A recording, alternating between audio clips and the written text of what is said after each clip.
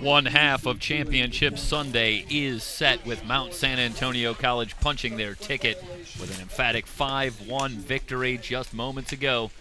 And they are one win away. Who will be their opponent tomorrow? That's what this game is all about. Cypress taking on Palomar. It's an all-South affair from here on out in the 3C2A softball championships here in 2018. The Comets return to the field as we bring it back to Jesse Steinberg, West LA softball head coach. And Jesse, thanks so much for joining us. And Palomar, it's a quick turnaround. Just about a half hour ago, they were knocked off of their perch, having won 21 straight by Mount San Antonio College. And they got to go right back with their backs up against the wall. But good or bad, a little bit of both here for you, that they can get right back to it? Well, it's kind of like a normal doubleheader during the season. You got about 20, 30 minutes between games, and then you go. What I'm happiest to see as far as Palomar's concerned is Crystal Delorius is back out on the field after taking that crazy tumble in the first game and having to leave. Well, as we sometimes say, it's nice to be 18 or 19 years old, isn't it? But, yeah, good sign to see Crystal Delorier back at first base. So, obviously, as much as anything, that's terrific to see. And, of course, the Comets certainly more than happy to have her glove and bat back in the lineup as well. 1-0 on McCollum, the leadoff hitter for Cypress. The Chargers come in here, and they must be brimming with confidence. They were up against it right from the get-go here with a loss on Thursday night. But 2 wins yesterday, a win earlier today. It's 3 in a row, and now if they can get by Palomar, they've made it to Sunday. Easier said than done. McCollum fouls this one over the screen. A ball and 2 strikes on Sydney McCollum, a .442 batter on the season, 7 home runs, 39 runs batted in. Not a big surprise, Brad Pickler, no changes in the lineup that I can see really all weekend, and not for this game either. Well, I mean, he's had a pretty solid ball club all year. Why change things now? This is what got you here, and Sydney McCollum at the top of the order is a monster. Yeah. And it's going to give Alicia Garcia a good test here to start this game. She struggled a little bit in the game against Mount Sac this morning, which was a shocker. Yeah, in 10 innings, in 2 starts, in the first 2 games, just 2 hits allowed, no runs. She was absolutely dominant as the Comets whitewashed their opponents. But 2 innings, she allows 4 hits and 5 runs before they make a move to another pitcher. And really all that happened in the first inning. She gave up, they had that 5-run inning, and she got herself into trouble, got a hit and then, or walked a batter, then the sacrifice that everybody was safe on, and then she walked. A couple of walks, absolutely. To load the bases and stuff, and then, some timely hits. You could, not really the hardest hit balls, but they found the holes and dropped in, and next thing you know, you're down 5-0. Yeah, even with all that, they had 2 outs and only 2 runs in, and then it was a bases-clearing double from Esquivel that really broke it open and gave the Mounties the 5-0 lead that they carried all the way till the 6th inning until Fisher went deep to make it 5-1. But that was all Brianna Wheeler needed to really take care of business from that point on. Full count now on McCollum in a battle with Garcia. And the rise ball misses, so McCollum with a leadoff walk. Well, you said just moments ago, this is what got Garcia in trouble just in our previous game in that very first inning, and now she walks McCollum. Certainly not what you want to do. McCollum has 12 stolen bases on the season, hasn't been caught, and it'll bring up designated player Infinity LeFou. And LeFou, a freshman, comes in with a batting average of .461 and a team-leading 8 home runs with 58 runs batted in. They creep in a little bit in the corners. This one into left center. It's a base hit. It's going to roll all the way to the wall. Watch McCollum. She rounds third. They're going to wave her in, and she's going to score, and the Chargers just keep on rolling. The Chargers' offense has been very impressive starting with last night. They built up a big lead against El Camino. El Camino came back and tied them, and then they jumped out to another big lead in the top of the 7th to finally close that game out. And today, their earlier game, they did a great job of scoring. So, now it's just a matter of can Palomar hold them down and get their bats working. Well, 4 runs in the loss to Sierra, and who would have thought that Sierra would do such an amazing job holding them to that total, because they've really taken off after that. A 7-1 victory over San Joaquin Delta, a 14-10 win over El Camino. That was yesterday. In on the hands, but it's through for a base hit. LeFou being waved in. Here comes the throw. They got her.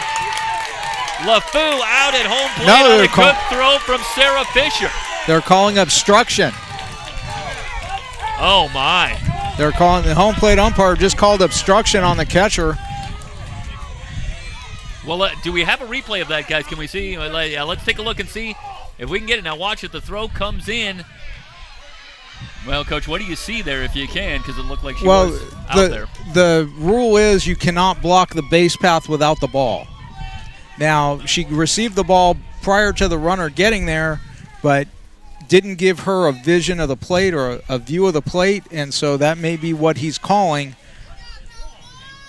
Well, I got to tell you, of course we're interested in your view, but as we watch that replay, and we've only got the one replay here that we can look at, but it looked like a pretty good call. I'm not really sure she obstructed her. She had a path to the plate. The catcher did a great job. She's out in front of the plate.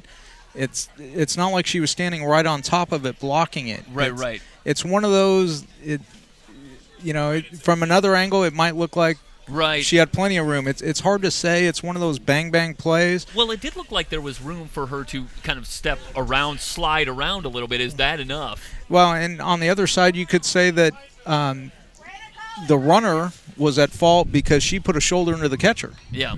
And so, that's something that they try to,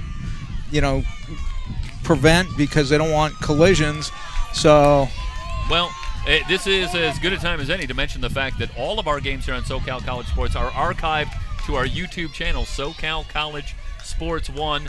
I do apologize that we can't give you multiple replays on that, but the game is archived forever, so it will be on YouTube, and you can take a look at it. And for reason, we tried to get as good a picture of it as we could, and it's a very, very important call potentially, but it goes the way of Cypress College, and now they have a 2-0 lead.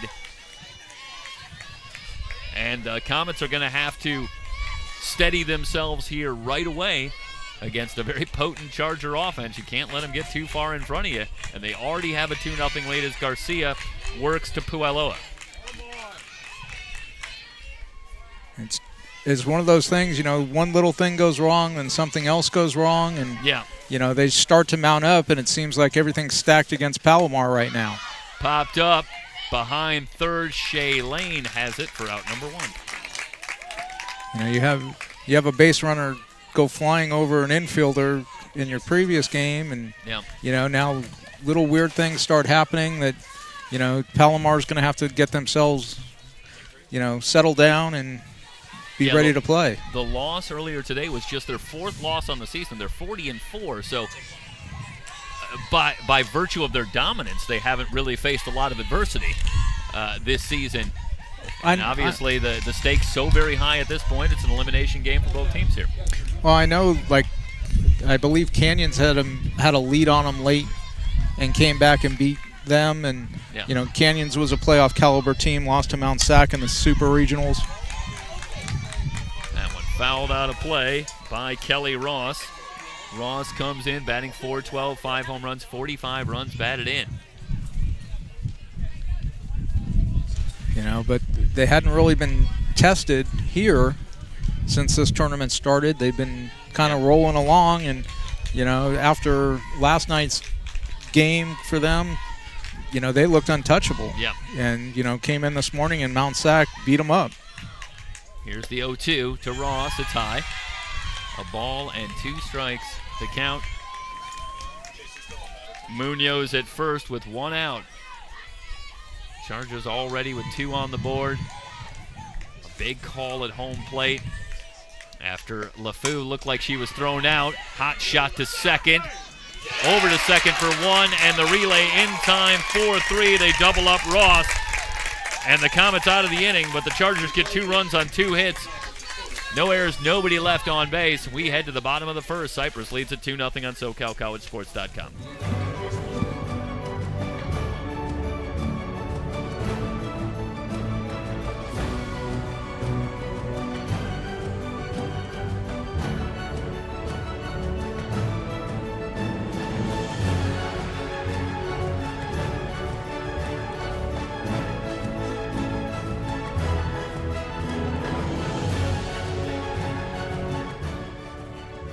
And spread the word, everybody. If you have friends or family that couldn't make it to the championship events this weekend, let them know that they can watch all of our broadcasts on our website at www.socalcollegesports.com or our YouTube channel, SoCal College Sports 1.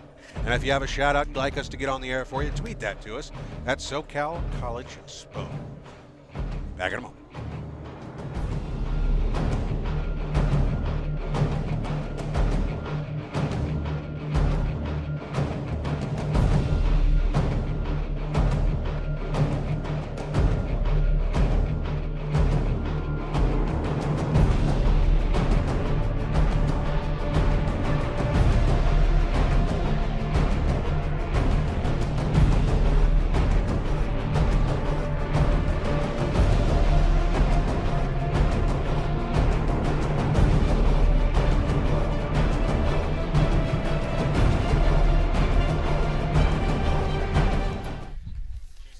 Kiana Villanueva will lead things off for Palomar, to be followed by Sarah Fisher and Alicia Garcia. Here for the Comets in the bottom of the first against Haley Hoffman. Hoffman switching off with Hope Davalos on starts so far this weekend. Back in the circle. And into the wind. First pitch to Villanueva's high and outside. 1 ball and no strikes.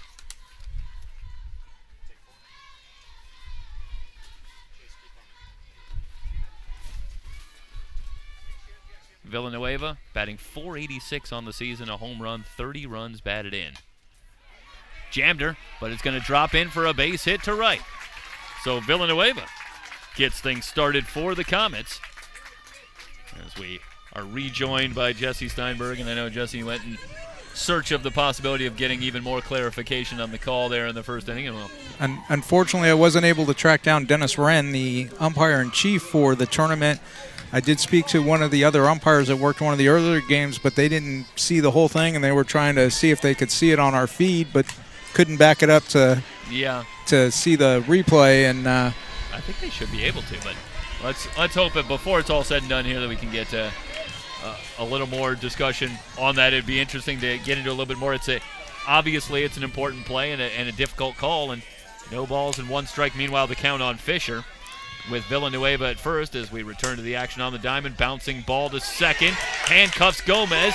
Goes to first. Not in time. Gomez elects to take that on the second hop. And that'll go down as an error.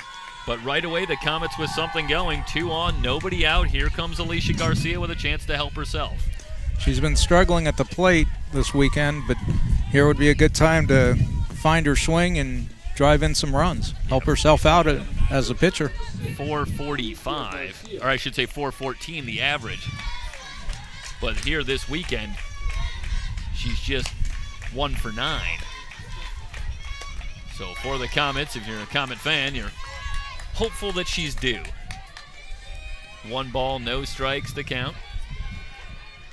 Well, for the Chargers' vaunted offense, the pitching this season hasn't been statistically as strong, nor this weekend, although Davalos delivered a great game. As the runner breaks for third, here's the tag, and she's out. Villanueva trying to steal third. So a gamble early, putting the runners in motion. Fisher moves to second, and now it's 1 out.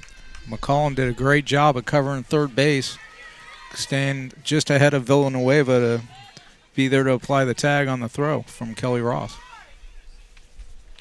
Well, that was a courageous call from Lacey Kraft. I'm a little bit surprised there in that situation, but she elected to roll the dice and get the runners moving, trailing in this one 2-0, and instead it puts an out on the board, and Fisher does move to second with 1 out. It's a 1 ball, 1 strike count on Garcia.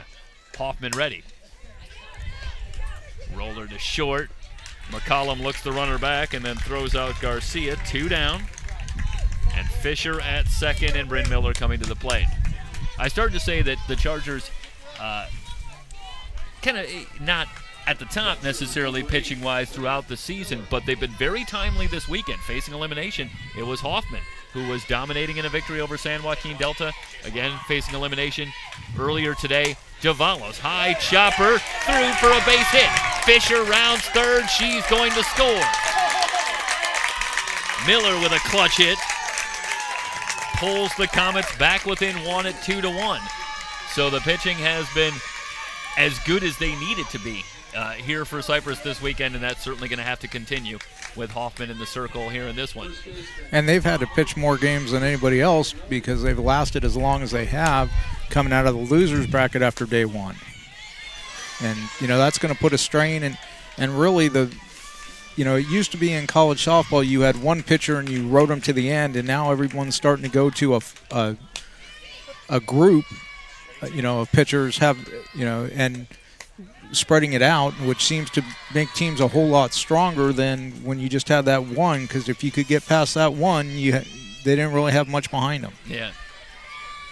Well, you talk about Hoffman going 7 innings, allowing just 3 hits.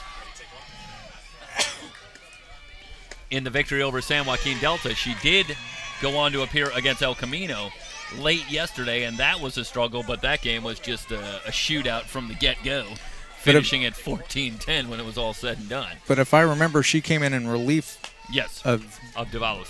Ended up going 6 2/3 innings. That one fouled back over the screen by Delorier. Because if I remember correctly, El Camino jumped out on top, and then Cypress came back and built a lead, and then El Camino came back and tied it up, and then Cypress blew it open in the top of the 7th to finally win that game. Delorier batting .421 on the season with 3 home runs. Good cut, fouled back to the screen. Count remains 2 balls and 2 strikes. And Cypress, there is action in the bullpen for Cypress. So they're probably not going to leave Hoffman out there too long if she gets into trouble. Well, every game becomes Game 7 here at this point for these two coaches. Yeah, there is no tomorrow if you don't win today. It looks like, Hope Davalos has at least moved to the bullpen. She's in the area. I don't know how much she's pitching over there. She was. Ball to second. Gomez scoops it and goes to first to retire the side, but not before Palomar answers back with a run on 2 hits, 1 error, 1 left on base. We're through 1 inning, 2-1. Cypress on top of Palomar here in the 3C2A softball championships here on SoCalCollegeSports.com.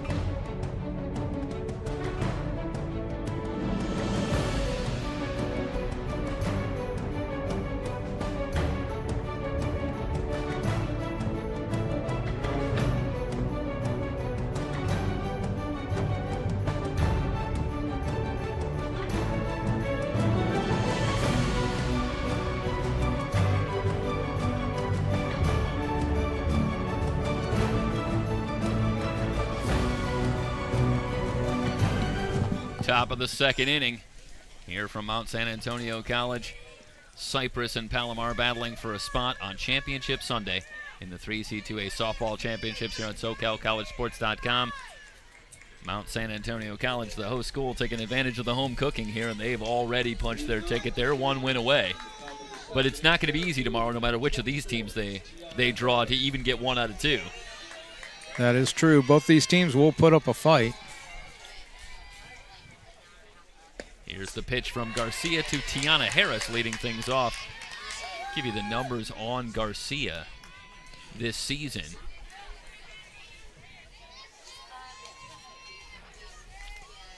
As Harris stands in from the right side, no balls and 1 strike the count. That one high. A ball and a strike. Garcia suffers just her first loss of the season against Mount San Antonio College in our previous game. She's now 27-1. The ERA 1.04, 141 and 2/3 innings. She's given up 76 hits, walked 52, struck out 182.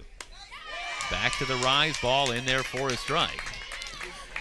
Just an off note, tough day for the Garcia family. Alicia lost her first game here today, and UCLA got upset today by Cal State Fullerton 3-2. A ball and 2 strikes to Harris. That one low and away. Which, of course, UCLA is led by Rachel Garcia, Alicia Garcia's cousin. So Alicia going to try and pick them up here and at least get the Comets to Championship Sunday tomorrow.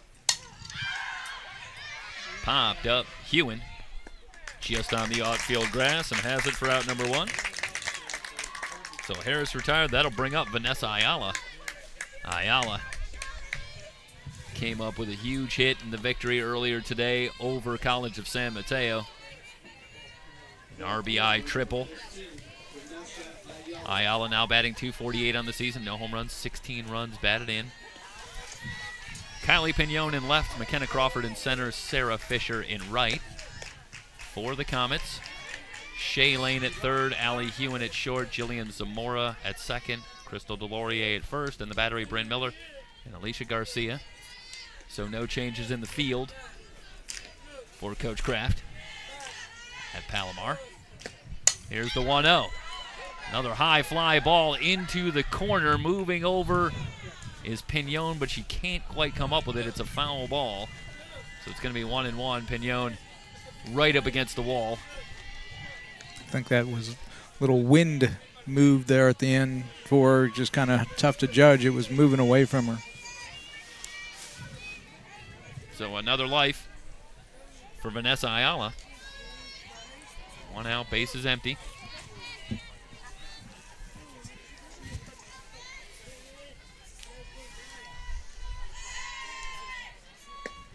Here's the delivery into the screen. Definitely not as good a contact on that one as the last foul ball she had.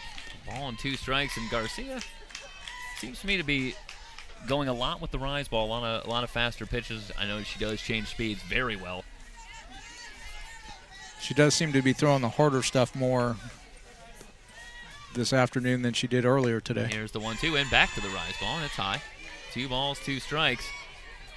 I wonder if that's a little bit of scouting at work, or perhaps could be just to give Cypress a different look. Right. Anti-scouting if Cypress has been scouting her. Bouncing ball in the hole. It's through for a base hit. So Ayala with a single and a runner at first, and that'll bring up Destiny Lucero. Lucero, the third baseman, 6 home runs, 39 runs batted in, a .309 hitter. She's already homered this weekend. I would have said coming into today that Alicia Garcia had a lock on all tournament as the pitcher, but she looks almost human today. Yeah, after being so dominant. It's been a tougher road today, to be sure.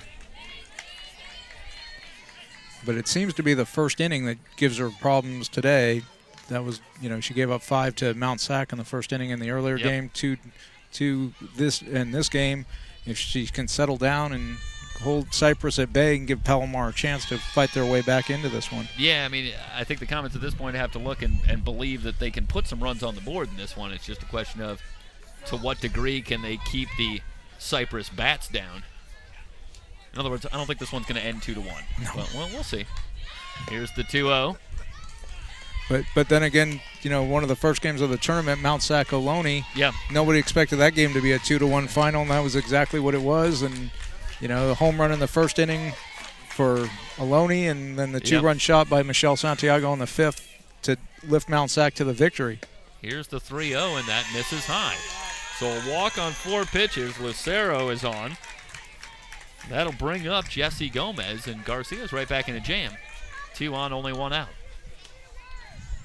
The Chargers had been playing long ball for a lot of this weekend, but earlier today they put 7 runs on the board with no home runs. But they got a few bats in that lineup that can go downtown.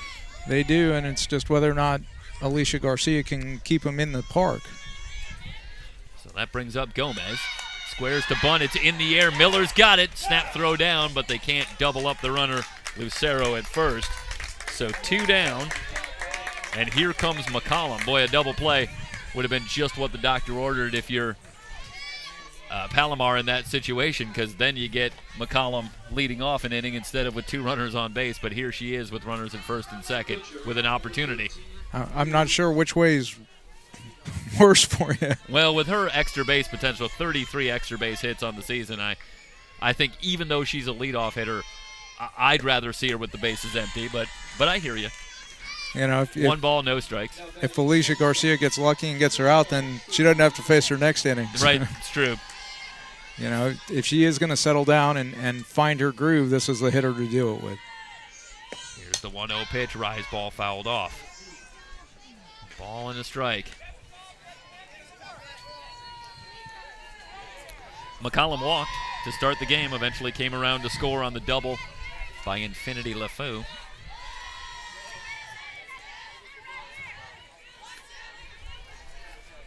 Garcia's already permitted 5 runners to reach base through 1 2/3. Another one on. McCollum with a base hit. They're going to wave the runner. Here comes the throw, and she's out. And this time Miller nowhere near the baseline. The good sweep tag to end the inning on the base hit by McCollum. No chance for Ayala. And the Chargers down here in the second inning. No runs on 2 hits. No errors. 2 left on base. We'll head to the bottom of the second. Still 2-1. Cypress and Palomar on SoCalCollegeSports.com.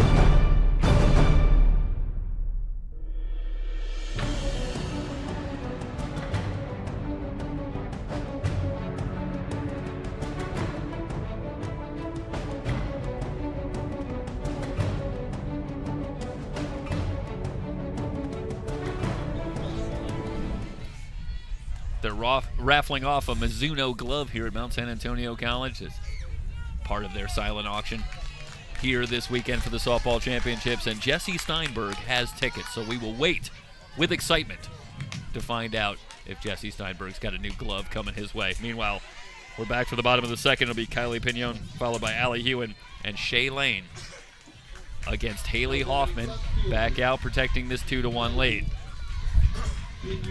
Pignon from the left side. 444, the average for Pignon. 1 home run, 33 runs batted in. She steps up and lines this one, but it's caught by McCollum. Nice job by McCollum picking that one off the dirt. And Pignon hits it hard, but right to Pignon. I've clued everybody in here that you got the tickets for the raffle here, so we're waiting to hear if your number was called, if you've got a brand new Mizuno glove. Actually, I was checking back with the umpires to see if they got a chance to look at that, the guys who worked some of the earlier games, and see if they could see it. And they haven't had a chance, but we were kind of discussing the rule a little, and if you're blocking the plate without the ball, even though the runner hasn't gotten there yet, that puts you out of compliance. That one bunted and came back up. It looked like it might have hit Hewen, but instead they're going to call it a foul ball. He called her being hit in the box. So. Okay, still in the box. So yeah, so it is a foul ball. Well, I'm always learning here. No balls and 2 strikes. Hey, we can't count on Hewen. So yeah, that the new ruling. You know, the NCAA tried to clarify it And after the UCLA Hewitt incident, ropes this one to left. Sorry about that. What a catch out in left field by Vanessa Ayala. A sensational leaping grab. We're going to watch the replay here. And first of all, you can't hit the ball much harder than this. As Hewitt ropes one to left, and watch Ayala. What a grab by Ayala. Lays out for that one. ESPN top plays right there. You got to submit that. 2 down. First pitch swinging in a ground ball to short. McCollum with the strong throw. Sweep tag, no. Who drew off the bag. So Shea Lane aboard. And we'll wait and see if they're going to call that a base hit. It's going to take a pretty strong throw from McCollum, who does have a rifle over there. And they'll call it a base hit. So Shea Lane aboard. Lane getting her first at-bats of the weekend. Lane is ordinarily in the field but not in the lineup as Garcia, the pitcher, always in the lineup for Palomar. But she gets the call here as it's McKenna Crawford who won't be part of the batting order, despite still, of course, playing center field. So that brings up Zamora for her first at-bat. No balls, 1 strike. We may be joined by Ruby Rojas later in the broadcast. Mount Sac primed for Championship Sunday as they punched their ticket with a win over Palomar in the game previous to this, 5-1. Yeah, Coach Rojas in a nice position to relax a little bit before tomorrow.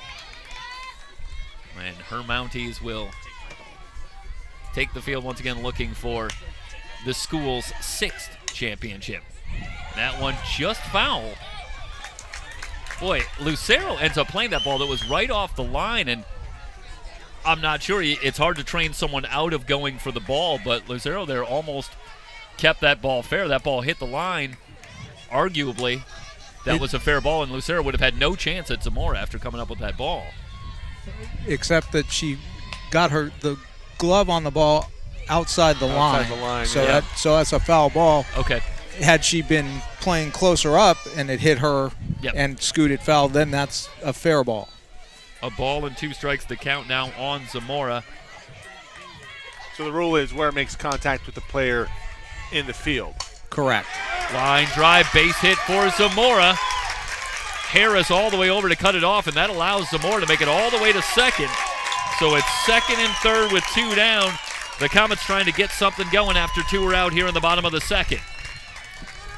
That was an interesting shot into the left center gap, a little more towards the left field side, but the center fielder was the one who ended up making the play on the ball. The left fielder looked like they were backing up. It was an interesting shift there from the left fielder, Ayala, and it allows now 2nd and 3rd with 2 gone in the bottom of the 2nd. And here comes Brad Pickler, and Hope Davalos was up earlier. She's not still up in the bullpen, but Pickler wants to conference in the circle. See, now I noticed something interesting when Brad Pickler goes out to the mound. He wears a glove on his hand. Yep. Yeah. And I've never seen a coach do that prior to Coach Pickler, so it's kind of an interesting thing for me to see, and not quite sure what the idea is unless he wants to do that thing where like you'll see pitchers talking to their catchers and they put their glove over their mouth. So well, I got to tell you that may be the best theory that we've had so far. You don't want to hear some of the other theories we've come up with, but it is interesting that he does do that. And I mean, he's talking here and he's not covering with the glove, but it is something that caught our attention. So I've never seen a coach do it prior to this weekend and seeing Coach Pickler. Jerry Tarkanian and the towel. Oh, he used to chew on that to keep from yelling. You better believe when Mike Cepeda does the interviews after this one, if Cypress can repeat as champions here, that's going to be Mike Cepeda's first question. Yeah, hey, what's up with the glove? No, I think he told me about the glove. I just forget the story. Villanueva swings at the first pitch, but lines it right to Gomez to end the inning. Comets threatened, but no runs on the board. 2 hits, no errors, 2 left on base. We head to the 3rd. Cypress 2, Palomar 1 on SoCalCollegeSports.com.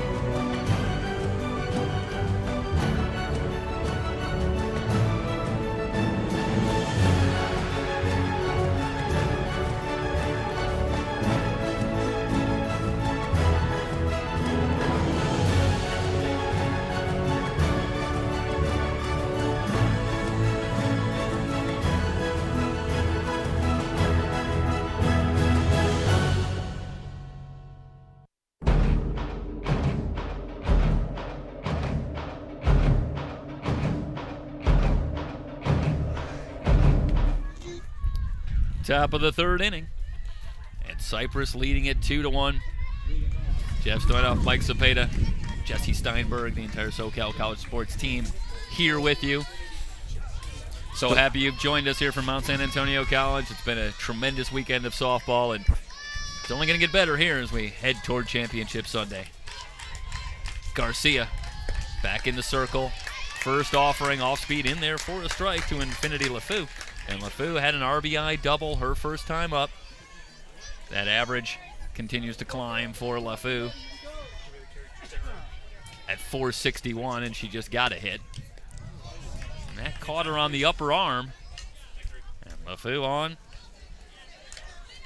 So the leadoff batter aboard, and Gabby Munoz coming to the plate. And Coach Kraft's going to come out and argue that she leaned into that pitch, that it wasn't. She Roger Dorned it? Yeah. She kind of leaned over the box and over the batter's box and into the river, and that's where she got hit. And that's not supposed to be legal. That's supposed to be just called a dead ball. And but doesn't look like Lacey's going to win that argument either. She's not. It's a colorful crowd here at Mount Sac right now. Both teams represented very well. I think I just heard from the crowd 0 for 3, Blue. And I'm still trying to get a definitive answer on that obstruction play at home plate from some of the other umpires that are hanging around watching the game. Here's Munoz batting .415 on the season. A base hit her first time up. And it was Munoz at the plate for the, depending on who you ask now, infamous obstruction call on the RBI single. That right now is the difference in the game, 2-1. Munoz shows bunt, but the rise ball high, a ball and a strike to count. And the obstruction call looming large right now. That's the difference, 2-1, Cypress. And from a coaching standpoint, I'd like to get an answer so I know what to teach my kids. Yeah. You know, and it's one of those that they keep kind of changing the rule around. Off-speed pitch in there for a strike for Garcia. And a ball and 2 strikes to count. Because I could have swore when I went to the new rule seminar at the NFCA this year, they said the throw could take you in, and now they're saying no, not necessarily. So it's kind of an interesting dilemma. Munoz takes that one low, 2 balls, 2 strikes. LeFou, not much of a threat to go, 3 steals on the season. Although she did have one earlier this tournament, if I remember correctly. Well, you just never know with Brad Pickler. Line drive, base hit to left. Munoz now 2 for 2. First 2 on, nobody out. The Chargers just a constant threat, it seems, up and down the lineup, and now Garcia right back in some trouble here in the top of the third. And she's had runners on in each of the first 3 innings now. Yeah, and to make matters worse, you got Kelly Ross sitting on deck, who's been launching balls out of the park all weekend. Lights out. Well, you wonder, at what point do you consider the possibility that you'll see a switch to Allie Hewen? We saw Crystal Delorier's also had a terrific season in the circle for Palomar, but it's an elimination game here, and you imagine nothing's off the table, obviously, for head coach Lacey Kraft. I think it all depends on how well she feels Alicia Garcia's pitching. If she thinks she's doing her job and it's just unlucky breaks, there's no sense in taking her out. Bunted out in front of home plate. This is going to be a successful sacrifice as Miller throws down to get Puiloa at first base. So runners at second and third, 1 out. Coach, that'll bring up Kelly Ross. Sorry there, Jeff. Coach, we talk about the little things, and yesterday Amarissa Medina for Sierra was, I think we would both agree, affected a little bit by the crispy weather at night in the nightcap. This is the latest in the day that Palomar has had to play in. Does the cold maybe become a factor as it starts to get a little colder here in the field? I don't think so as much for Palomar because of where they're located. Right. It's not like they play in super hot weather. You know, down there in the San Diego area, it's not, it's interesting. You move south from Northern Cal to LA and we're usually warmer, but as you go farther south, it doesn't seem to get hotter until you start moving east. Here's Kelly Ross, incidentally, and she's 8 for 14 on the weekend so far, and she's got 2 runners in scoring position. First pitch swinging, deep drive to left, Pignon at the track and catches it in front of the wall. Both runners will tag. LeFou comes home to score. Munoz into third on the long sacrifice fly from Kelly Ross, and that makes it 3-1. And she didn't miss leaving the yard by more than a foot or two. Yeah, the wind is blowing out to left as if it's not already kind of heading in that direction, it looks like. But that one to the warning track and a little bit more, and it's another bomb for Ross. As it is, it's another run for the Chargers, 2 down now. And Harris swings at the first pitch and ropes this one foul. So the Chargers get one back, and now they push the lead back out to 2 at 3-1. Harris is 4 for 13 on the weekend. Popped to shorter first time up. And Kelly Ross having a great weekend. Yeah, 2 home runs, 8 hits overall. Rise ball, and Harris able to lay off a ball and a strike. And called no swing by the first base umpire.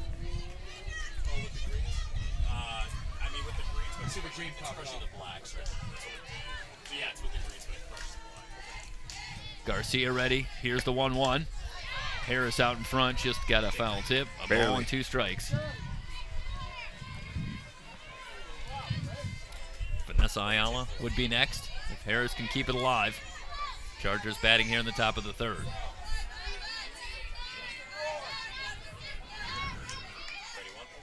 Garcia with a long look.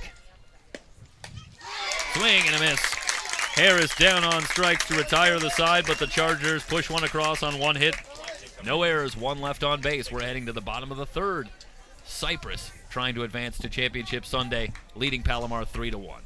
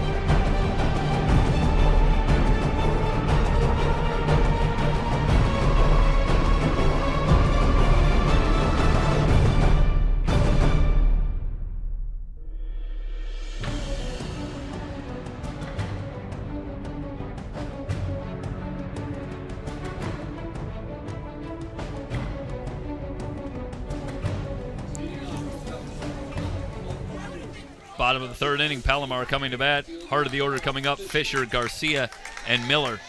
The Comets trail at 3-1, but guys, I think you have to feel a measure of confidence if you're Palomar. Looking back at last inning, 5 balls hit in that inning by Palomar, base hit for Fisher. Every one of those balls hit hard. Yeah, and Palomar swinging the bats are just hitting what I've heard referred to as atom bombs, and just keep hitting them at people. And you know, if they can get them a foot or two to the side of where they're at, then they'll start getting hits. And that's exactly what Fisher just did with Gomez. Gomez a little bit out of reach, and it leaks in the right field for a base hit. Yeah, there was the line drive that Pignon picked off the dirt to start the inning. The sensational catch by Ayala in left field. And the ball hit by Villanueva was a line shot, but right at Gomez. And in there was 2 hits. So Palomar really getting their cuts in, but right now they trail at 3-1 as they bat in the bottom of the third. Garcia at the plate. She grounded to short her first time up. She's the only one I haven't seen really strike the ball well yet in this lineup today. And she's kind of been struggling all weekend with the bat, but was making up for it in the circle until today. And she fouls this one off. 1 ball and 1 strike the count for Garcia. Fisher, 9 steals on the season. Got a 600 watch going for Sarah Fisher. She's at 592. 1 for 2 today, though, so her average went down a little bit. Unbelievable. And if she gets a hit in her next at bat, she'll be at 667 for the day. It's hard to maintain a 600 clip. That's 2-1 the count, I should say, on Garcia. It's funny. You talk to girls and you try to explain to them, a good hitter hits 300. So what's someone hitting 600? Yeah.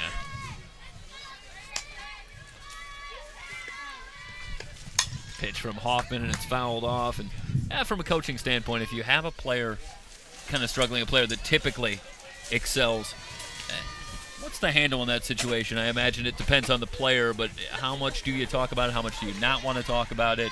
Usually my advice to them, I try to make them laugh and remind them, hey, have some fun. Don't try to do too much. Don't press. Just go up there and do what you do. Don't think about it. Here's the 2-2. Garcia hits this one hard, but well foul. And that's the thing is that, most people don't realize the key to hitting is relaxation. If you're up there stressing about it, you're probably not going to hit very well.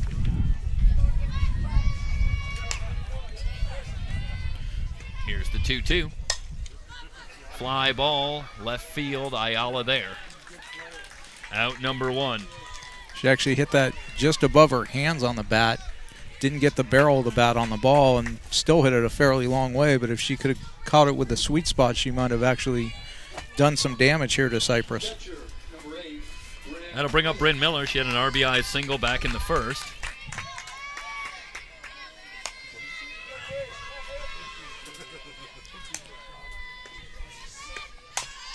Bouncing ball up the middle, a base hit. So Miller 2 for 2. Comets have 2 on with 1 out, and here comes Crystal Delorier.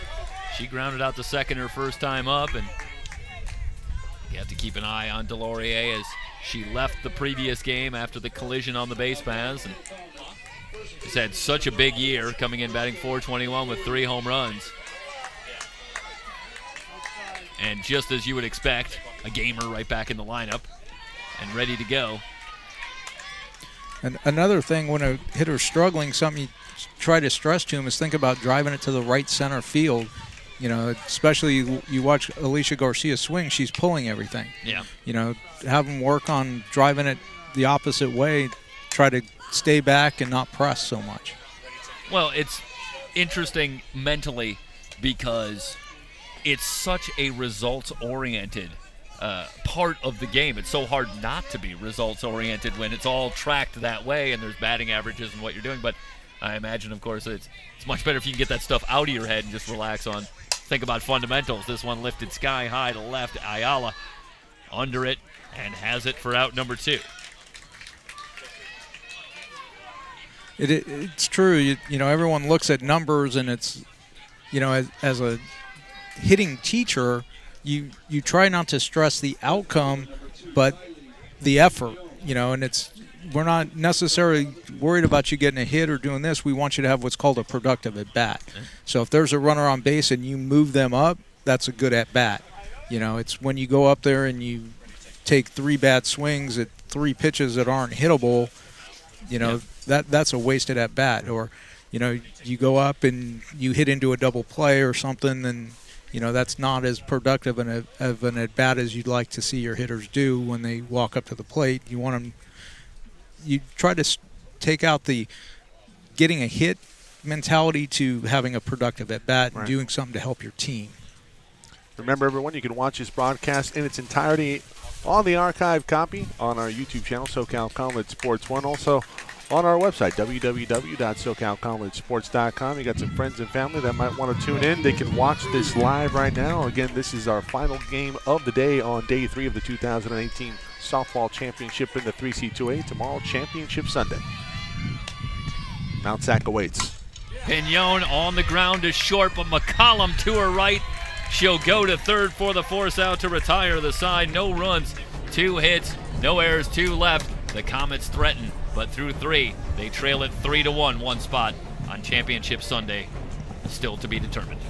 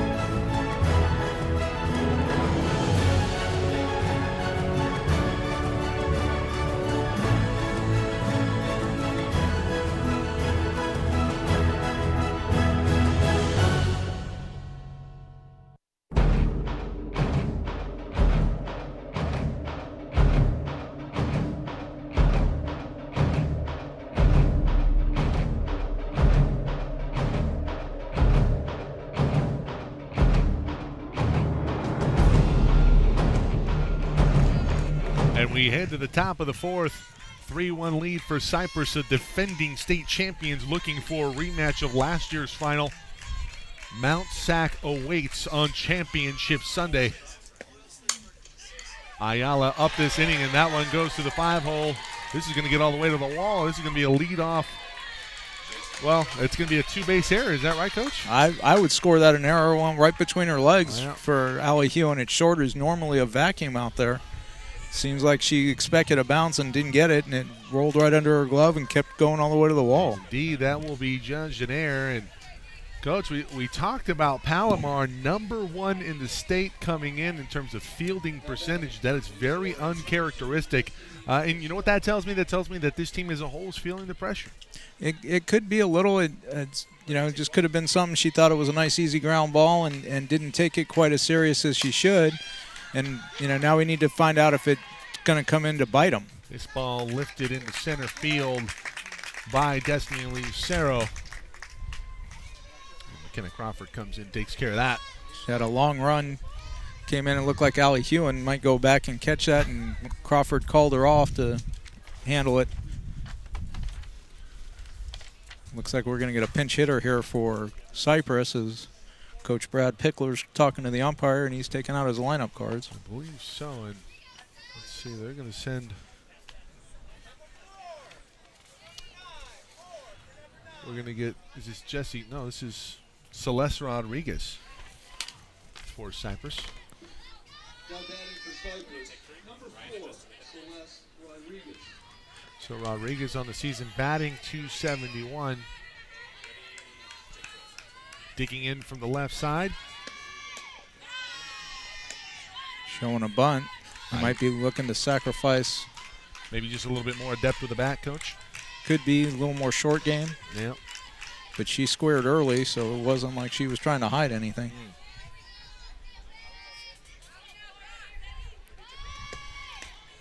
That pitch off the mark. 2-0 now. Garcia behind.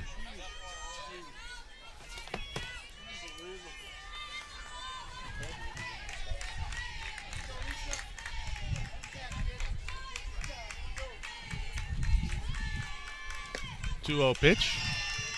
That one low. Starting to get away from Garcia here. Top of the fourth. Chargers 3 runs on 5 hits, 1 error. Although Alicia Garcia may be thinking it's better to have first and second than with 1 out than runner on third with 2 outs. Bring in the double play ball opportunity. That pitch in there for a strike, 3-1.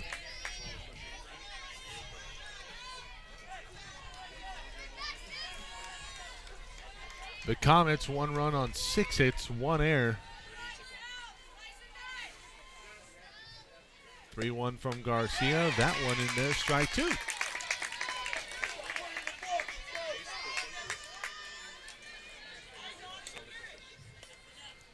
Bryn Miller wants to have a talk with Alicia Garcia. What are they discussing here, Coach? Could be a couple things.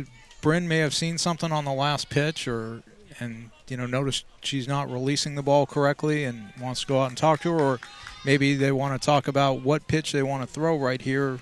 Bryn's got something in her mind and wants to go see if Alicia agrees with her and, make sure they're on the same page to go after this hitter, because we haven't really seen her make any attempt at a pitch. She's watched all 5 pitches go by. Fire one in. Let's see if that's the recipe. 3-2, walked her. Rise ball got away from Garcia and went way high. Bryn Miller had to jump up and catch it. But that may have been what she was telling her. Hey, throw something so far out of the zone she can't swing. Let's put her on and go after the next hitter. Well, although it's Sydney McCullum, I'm not sure. Said than done. I think it's probably what the conversation was before.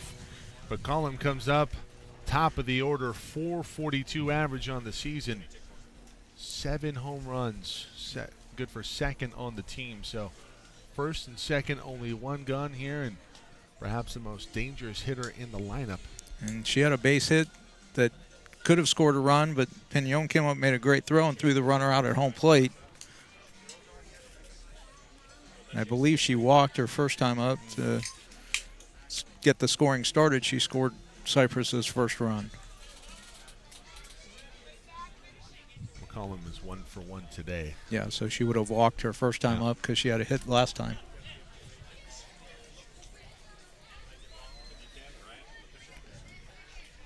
Now it's funny, we're playing a game that started at 5:30 and the lights are on. Last night they didn't turn them on until right before the 7 o'clock game. Yeah. A little darker here this evening. Been overcast all day. First pitch on McCollum in there for strike 1. Yeah, we got stuck with a little May Gray today that didn't seem to want to go away.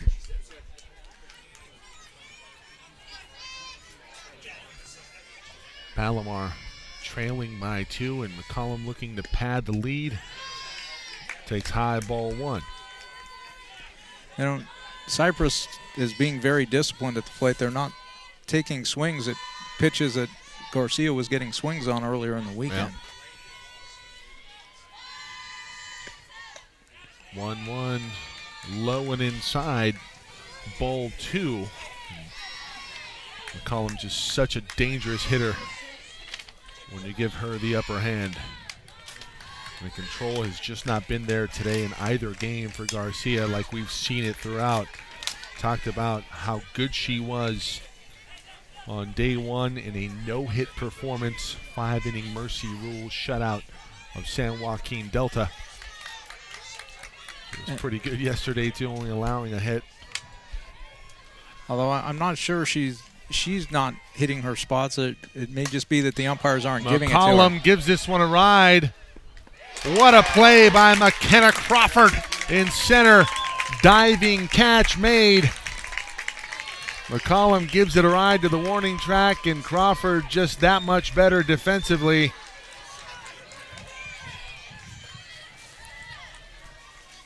Outstanding grab out in left center.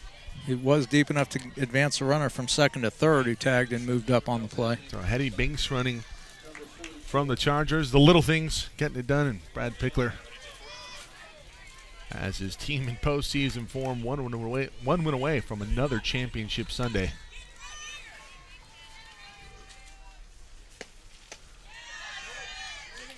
LaFoe now batting with first and third now. Another dangerous hitter here. LaFoe leading the team in home runs on the year. Have to be wary of her bat.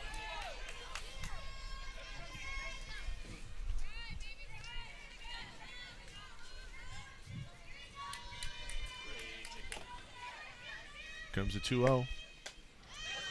That pitch is high. Ball 3. Garcia goes back to the back of the circle, shaking her head, just not knowing why the umpire's not giving her pitches here.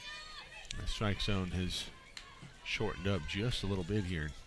Here comes a 3-0. That one in there for strike 1. And to be honest with you, that didn't look much different than ball 2. It did not. I completely agree with you, Coach. So consistency obviously is something that you like as a player. And that one inside, ball 4, and Garcia can't believe that one either. So, and Bryn Miller held it there for a while, trying to, I think wondering, okay, where is she missing? Because it looks good to me, and I'm sitting right in front of you. Yeah. So, and as a coach, all you can ask for is the umpires to be consistent. Right.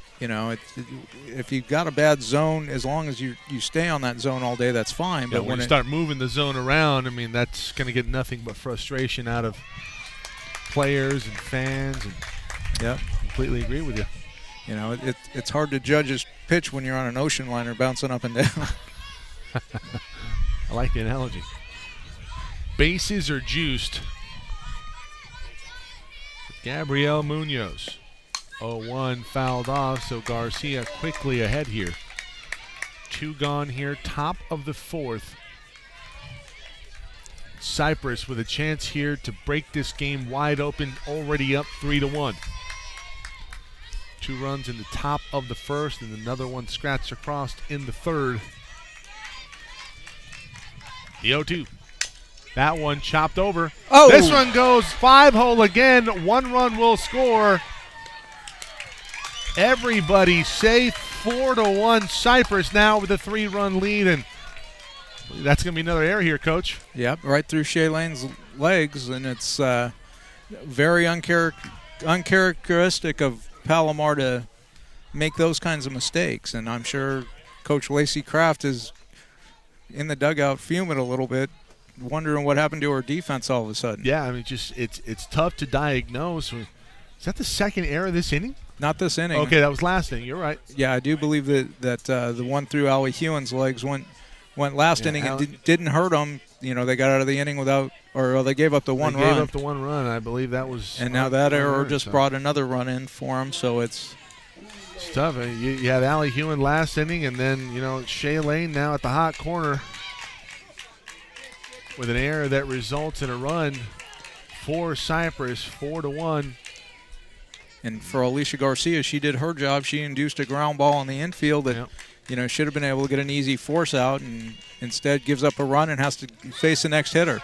This one popped up. Is it going to stay fair? It will. Oh, and she couldn't hold on to it. Out of the glove of Shaylane.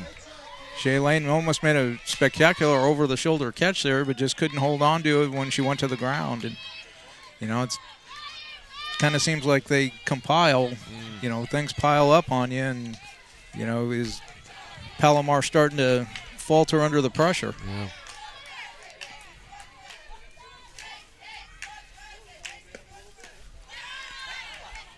The 0-1 misses, or the 0-2 rather, misses ball one.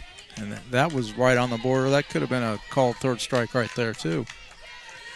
And from our vantage point, of course, we're a little off center, but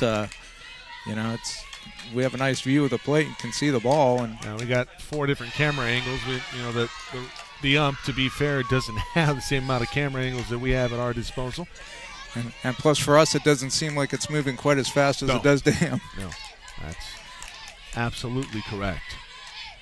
Trip deuces on the board, the 2-2 with 2 outs, and that one fouled off.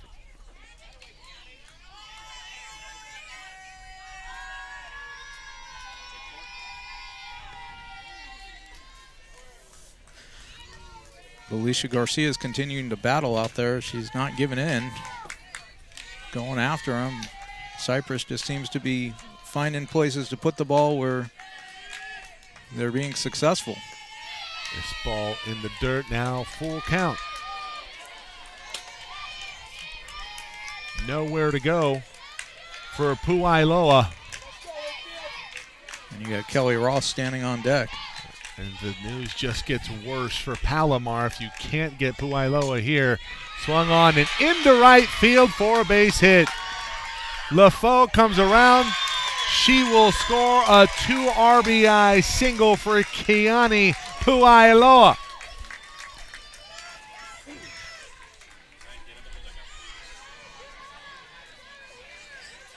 Possibly the only saving grace for Palomar at this point as Lacey Kraft comes out to make a change is that it's possible to come back on Cypress. Yeah. Because it's happened to him earlier in this. Versus El Camino, and Palomar does have some hot bats, and Hoffman's been gettable. Yep. She gave up, I want to say 7 runs yesterday, 7 earned. So not out of the realm of possibility, but you're down 6-1. We're in the top of the 4th, backs against the wall. Let's see if the Comets can regroup. I believe there's going to be a pitching change here. We'll come back in a moment. Give you the particulars.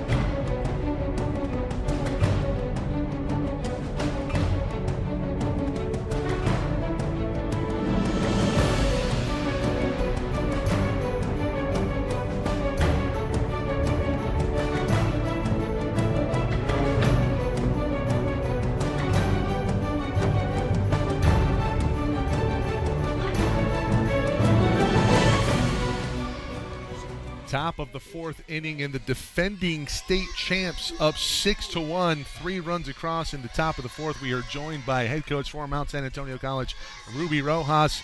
The Mounties await the winner of this one on Championship Sunday. And at this point right now, looking like it might be a rematch of last year, and I'm sure you were chomping at the bit. You know what? Honestly, it doesn't. They're both two great teams and very competitive. So whoever shows up tomorrow, that's who we're going to end up playing. Absolutely pounced on the pitcher of the year from the South, and Alicia Garcia, and she's had her struggles today. Can you talk about the mentality of coming in against a pitcher that just looked unhittable in the first 2 days, and then you really put a chink in that armor? Hey, you're only one swing away. Honestly, a pitcher has to have three strikes to get you out. You only have one swing, one great swing that they can beat a good pitcher. What are you seeing so far here from Cypress? What are the adjustments they've made? They lose on day one, and they've come back and really righted the ship here. You know what? They're definitely a type of team that's very, very competitive, and you can't take them lightly. You know, they're very well coached, and the girls respond. Ross lifts it to center field. That'll do it for the Chargers in the top of the fourth. We head to the bottom half, 6-1. The Chargers in command.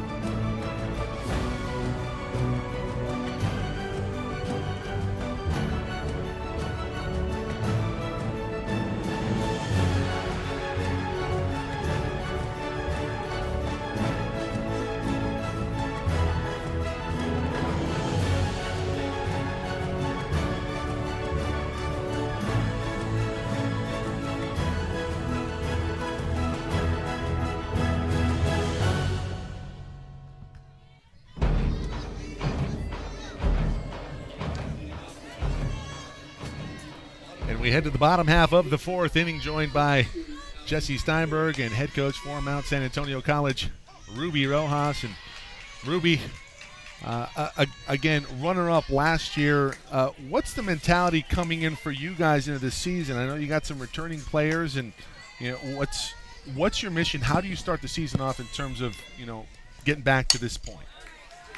It's been our mission since our very last game last year. You know, it's been our goal to come back, and what better yet than to do it on your own home field. Yeah, and that's a big deal. Now let's talk about hosting this event. First off, my hat's off to the administration, Debbie Cavion, Joe Jenham. They've done an unbelievable job of really hosting this and making it their own. Big new format this year, the Fateful Eight, as I've heard it referred to, and double elimination 4-day event. When was that presented to you guys? It was actually presented last year. We had a hard time.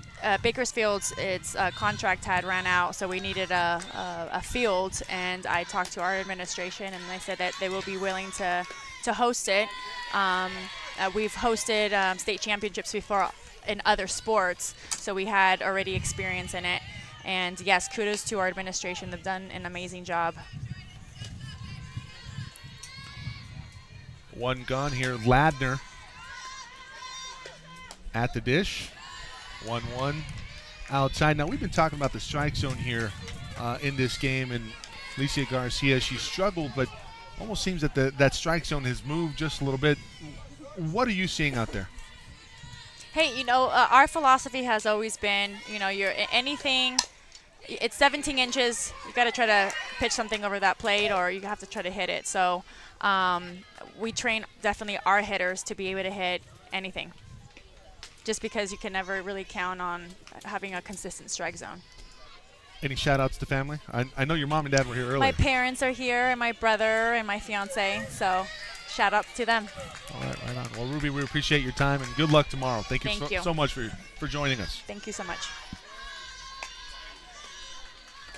The 2-2 on Ladner popped up. McCollum with a beat on it. And that will do it for out number 2.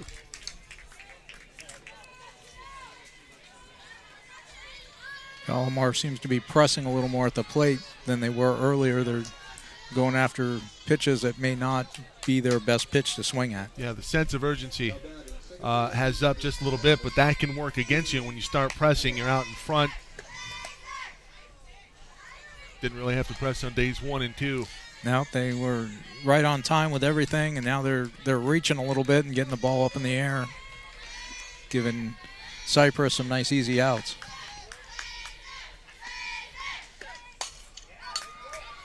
This one lifted up by Zamora. And running in, Tiana Harris for out number 3. I believe that was a 1-2-3 inning there, Coach. And it was. We head to the 5th, 6-1. Cypress looking to pad their lead even further. Back in a moment.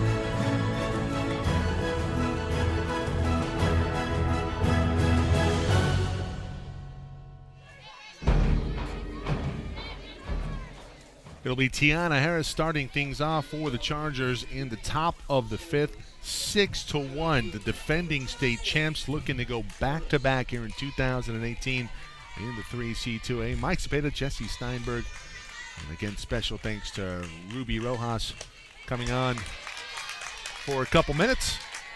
Last inning, head coach for Mount San Antonio College, the host of this year's event.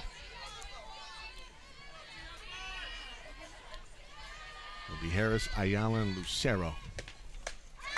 Swing on this, strike 2. And Hewen is ahead of Harris. Hewen looks as impressive as Garcia did on the first 2 days so far in her second inning of work in this game and her second game today. You know, Coach, it's easy to second guess. You know, Hewen looked unhittable and pretty much was versus Mount Sac earlier today after Garcia had a rocky bottom of the first. Why wouldn't you start Hewen? Well, you know, Garcia, not only does she have great pedigree, she's a pitcher of the year in Southern California. So it's tough it's tough to go away from the horse, and obviously it hasn't worked out as well as you would have hoped for Garcia today. But you know, Hewen, as advertised, 0.0 ERA. Well, and you know, you make decisions based on the overall team, not just the pitcher. You know, with Hewen at shortstop, that may make Palomar a much better defensive team. So pitching Garcia is the right call there. Right. You know, and with Garcia being the pitcher of the year for Southern California, an All-American, it's hard not to play her. Yeah. You know, she's what got you here. You ride the horse that got you, or you know, you go home with the date you brought to the dance, as they say. 1-2 high, 2-2 on Tiana Harris. And that's the thing, at this point in the season, most coaches aren't going to make too many changes. That one popped up. Easy play for Garcia. Stop the roll, D-roll.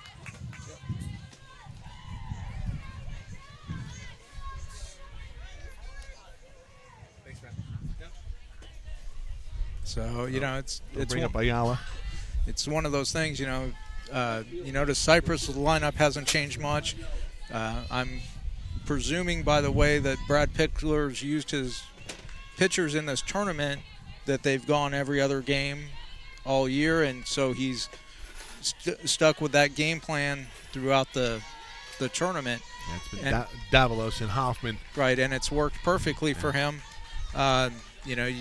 Cypress has made a remarkable run after losing their opener here to come back and be, a few innings away from returning to the championship game, for the second year coming off their perfect season last year. So, it kind of vindicates them for the regular season that they had, which wasn't quite as impressive as last year's. If any team needs no vindication in the state of California, any program, it's Brad Pickler's Cypress Chargers. Yeah, but, you have to understand, though, that coming off a season like that, you lose a game, that's a major letdown. Yeah. And while his team didn't have a horrible year by anyone's standards, the players on the team are all under the shadow of that perfect season from last year. And if they can at least win a back-to-back state championship, the perfect season doesn't quite hang over their head quite as badly. Right. The new format certainly helps it more probable that you make it back with 4 teams out of South versus 2 representing at the 3 CCCAA finals. That is true, because they came in as the number 3 seed. They wouldn't even be here with the 14 format. So, while some people have questioned its validity and, brought up the fact that, no one who loses on their first day in an 8-team format ever comes back and wins it, Cypress may be the horse to do that. To buck the trend, Lucero swing and a miss, 0-2 now versus Hewen. And the problem is seedings and rankings, it's all somewhat objective or subjective, not objective. Right. There's not certain things that you can say, yes, this makes swing and a miss, sit down, Destiny, and Hewen dealing here. We head to the bottom half of the 5th.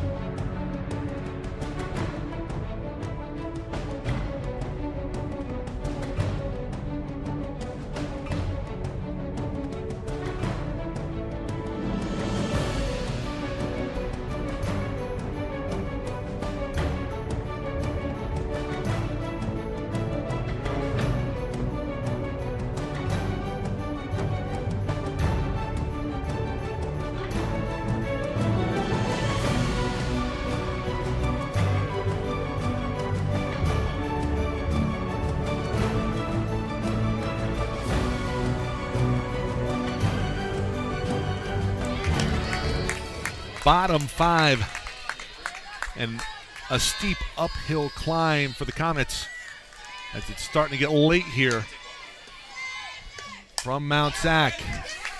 Tough play made easy at second base. Jesse Gomez flings it over to first for out number 1. You would think if Palomar's going to make a comeback, this was the inning to do it, with the top of the order coming up here in the bottom of the 5th. Just to make sure that, you're not waiting too late to make your run here. Yeah. Sarah Fisher, now your batter. But anytime with Sarah Fisher up at the plate, you have a potential to score runs. That's a fact. Well, the good thing for Cypress is haven't really seen a lot of runners on base with Fisher at the plate. 1 for 2 today is Fisher. 1-0. Hacked foul. And it's interesting, you look at the scoreboard and you got Cypress with 6 runs on 6 hits, and you got Palomar with 1 run on 6 hits. Palomar just hasn't been able to string the hits together to get runners across, and of course the 2 Palomar mistakes that both resulted in runs for Cypress. The only run on the board for Palomar, that was the result of a mistake from Cypress. Cypress also with an error. Haley Oppen 4 1/3. No earned runs. No Ks, but no walks either.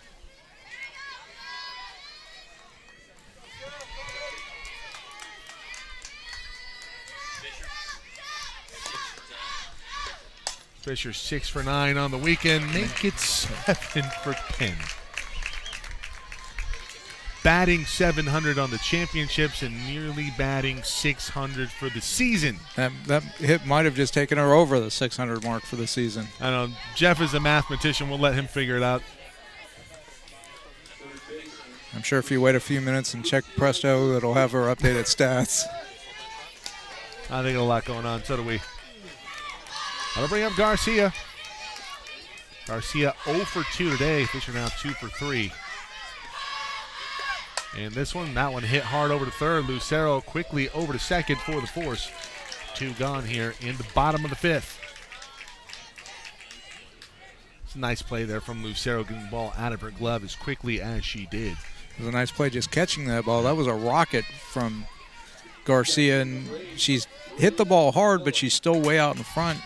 You know, still seems to be pressing a little bit at the plate. Cypress making it look easy here.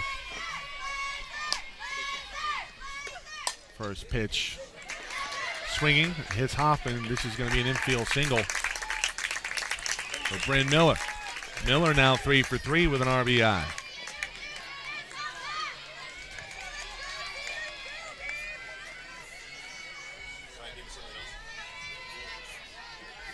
Actually, they called that an error on Hoffman. Wow. Yeah, that's pretty rough. That's some very mean scoring up there in the booth. Yeah, somebody give Andrew Wheeler a hug in the booth. He's running stats right now, and that's a pretty brutal error that he issues to Hoffman, but second error on the day. And now first and second, 2 gone here, bottom of the 5th. So can Palomar do something with it? Can they take advantage of the gift that the scorers say that Cypress gave to him? Crystal Delorier, as you remember in the Mount Sac game, big collision, and she gets it into center field. They're going to send the runner. This will score a run as Garcia comes around to touch the dish. 6-2 RBI single for Delorier.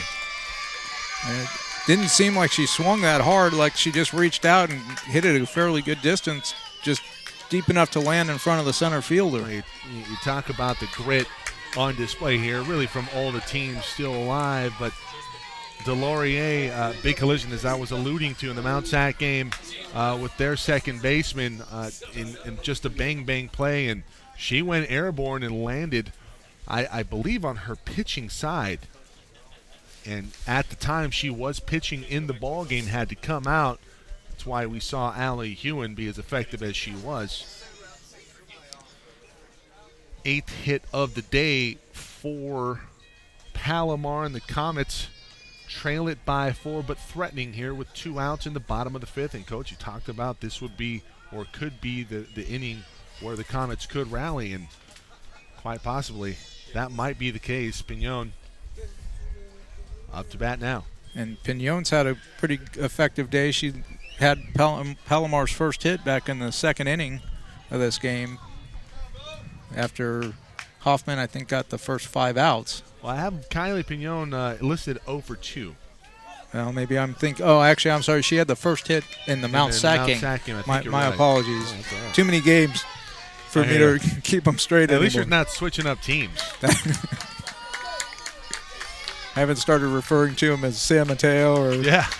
I did that yesterday with Bussinger for San Mateo. I called her Haley Hoffman. I was just like, wait a minute, that's the wrong team. This one into left. This one's going to get down. Ayala can't get there. This might score 2. Delorier getting sent home. Play at the plate. Big collision. And the throw is going to get her. Are they going to say that there's an obstruction here, Coach? No. She didn't obstruct the plate, but she obstructed the line. Is that the same rule that applies? Yes. Yes, it is. Well, then, Coach, this should be an out. Delorier comes through. Let's see the replay one more time. Bring back that slider there, Maddie. We'll see it again. Ayala comes in. Delorier is going to be called out, but you see it right there. Ross is in the base path. And you saw the Palomar player in the background with her arm out signaling its obstruction. And Lacey Kraft is arguing with home plate umpire, and doesn't look like she's going to win that argument either today. Okay, we're going to have a discussion here between all of the umps in play, and Coach Pickler irate. If they change it, called it one way. It's about getting it right here, and it's such a big stage with so much at stake. You know, you like the fact that the crew is getting together to try to discuss what happened.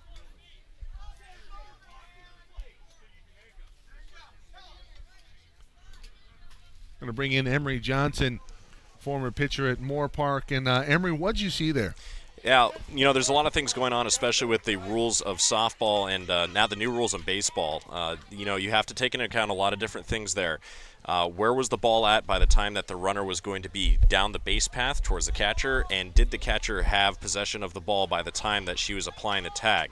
You also have to look on whether or not the catcher was standing in the base path, because that can also cause an issue with with whether or not the call is called obstruction. And, you know, those are some very important things, and that's depending on what the crew chief decides to figure out with the rest of the umpires. But I would not be surprised if we saw this conversation go on a little bit longer here with the coach and the umpire. Coach Kraft, just obviously very animated here, and with good reason. She's got a case. The second run scored this game for Cypress came via obstruction, and Palomar not going to get the call here.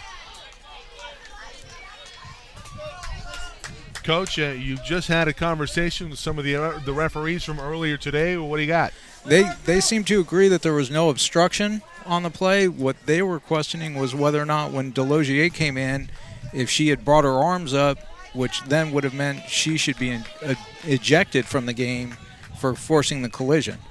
So that was – it kind of didn't look much dissimilar than the play earlier, where there was contact on that play.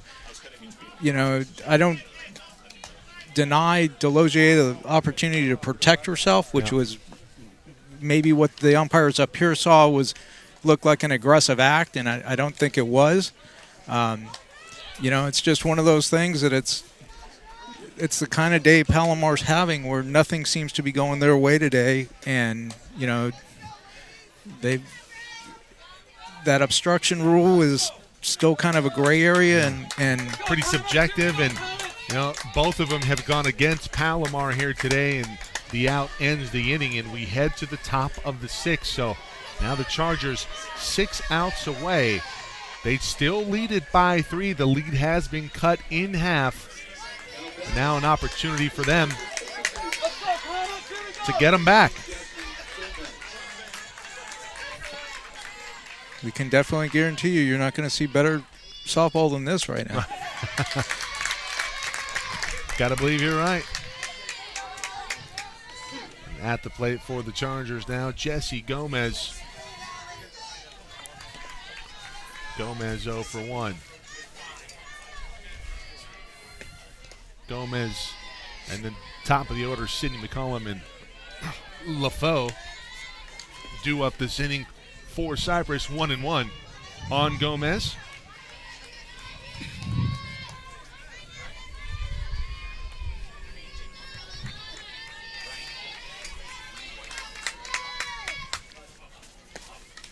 That one fouled back. 1 and 2. Well, drama, a lot of runs, controversy. The weekend has it all here, Coach. It does, and you know it's even though they're up 6-3 right now for Cypress, that may not be a safe lead. No, I got to believe you're right. And this is a team 16 runs combined coming into the third day of this championship. They go down earlier today to Mount Sac, who continues to shine on their home turf. 2-2 fouled back, and we'll do that again by Gomez. Thinking Gomez is trying to wake up the people in the press box over that error for Hoffman last inning. She just bounced that ball right off the top of their heads.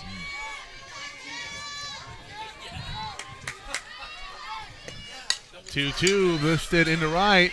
Could be trouble. No, it's put away easily by Zamora. Jillian takes care of that. One gone here in the top of the 6th.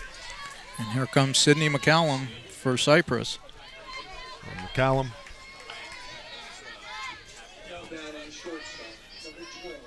One of the best hitters on this lineup. .442 average, 7 home runs. LaFoe right behind her, leading the team in batting average and home runs on the season. .461 batting average, 8 big flies. And Allie Hewen doesn't seem to care. She just keeps firing it in. Just going to throw it at you. Keep attacking. 0-1. And there's strike 2. Here it is. Do something with it. Yep. Here's my best pitch. See if you can hit it. Well, nobody's been able to figure that out. That one roped, but it's an atom. And right at McKenna Crawford for out number 2. Well hit.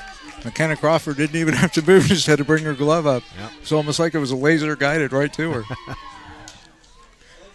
So the scud finds its intended target, and here comes Infinity LaFoe. You know, somehow or another, I don't think that was McCallum's intention to hit it right at her. No. She was looking for the hillside. I think she was looking for the cow, but I think they put it away. I wonder if that's only from Mount Sac games, the rally cow, if you will. Betsy is actually its name. Really? I didn't know that. I didn't know that till this morning either. So Infinity LaFoe, I mean, the danger in the numbers speaks for itself. She's been hit 4 times this weekend. 0-1. That one in there, 0-2. Hewen just continues to attack. Yep, she's just throwing the ball over and saying, here, take your shot at this. And you know what? She's been effective. As you like to bring up, she's 0.00 ERA, which... Rise ball chopped over to third. This is going to be a tough play.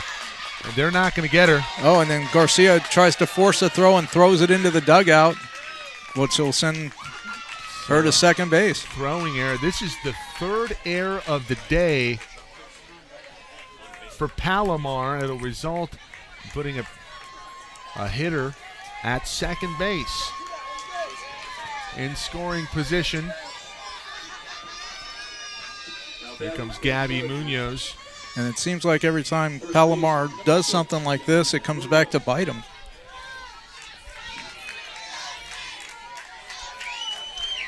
Yeah, the only thing is it won't affect... It's a single and an error? No, they gave her just an error. Oh, and then a wild pitch. Wild pitch. LaFoe over to third. And the hits just keep on coming here, Coach. Frustration mounting, no doubt, in the dugout of the Comets. Well, the fact that it was scored strictly as an error means that it won't count as an earned run, so it won't hurt Hewen's ERA. It won't blemish the 0.0 ERA on the season for Hewen. Allie is so dominant this year. 1-1, that one fouled off. Munoz, frustrated, missed an opportunity, she thinks.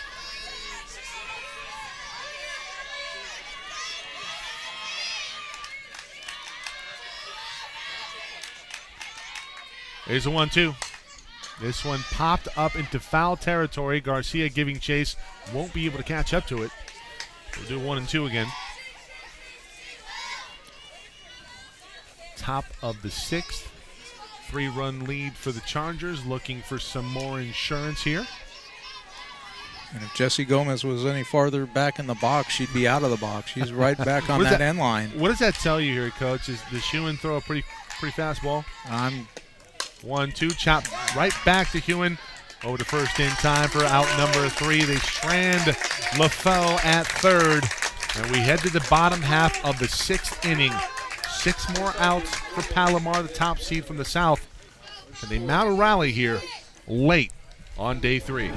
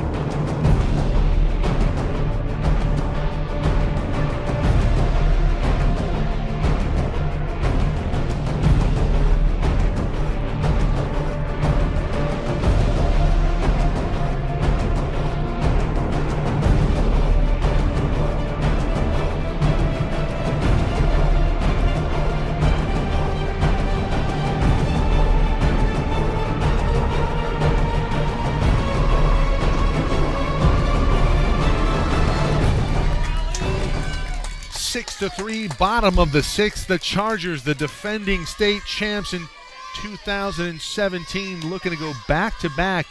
They're in the driver's seat right now. Allie Hewen at the dish, and she leads it off with a single here in the bottom of the 6th.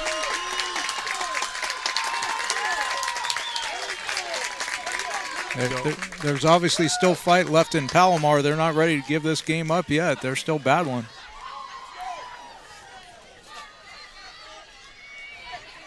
Yesterday, Cypress was up 7-1 on top of El Camino, and the Warriors battled all the way back to 8-8 in the bottom of the 6th. Back-to-back singles for Palomar. This time it's Jordan Ladner. Ladner, who came in at short after Hewen. And Pickler's, I think we're going to get a pitching change right here. Hope Davalos warming up. She's coming in right now. We'll have a pitching change. Davalos was brilliant earlier today in the morning game. And we'll come back in a moment with some numbers.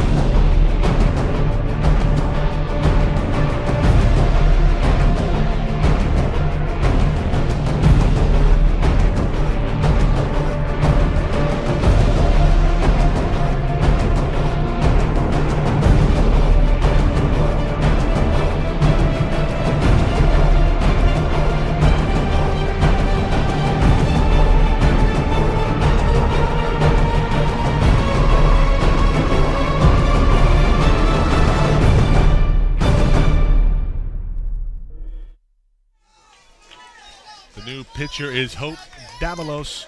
Got the win earlier today versus San Mateo. She's going to come in right now to put some water on the fire that could be this rally in the bottom of the 6th. Back-to-back singles by Hewen and Ladner. Here comes Jillian Zamora, lefty slapper. followed by the top of the order. You got Sarah Fisher in the hole. I want to see if you can get to Fisher here if you're the Comets. Davalos, ball one on Zamora. Davalos comes in, 37th appearance, 25-7 on the year, 1 save, 20 complete games in 182 innings pitched. This one bunted over. This is going to move the runners. Sack bunt executed beautifully. Second and third now, and here comes the top of the order. And barring a double play, Sarah Fisher will come to bat. Villanueva. Now at the dish, the bigger story right now brewing. Fisher waiting in the wings. Villanueva hit the ball harder last time up, just hit an atom. Yeah, an atom ball.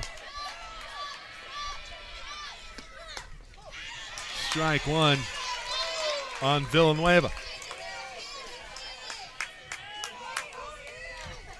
Villanueva batting .486 on the season. 1 home run, 30 RBIs, 5 walks, 9 strikeouts.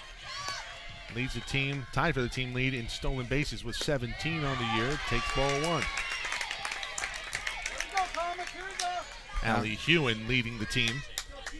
Now the only thing that could be in Cypress's favor if they get Villanueva out without moving any runners up, since first base is open, they could walk Fisher.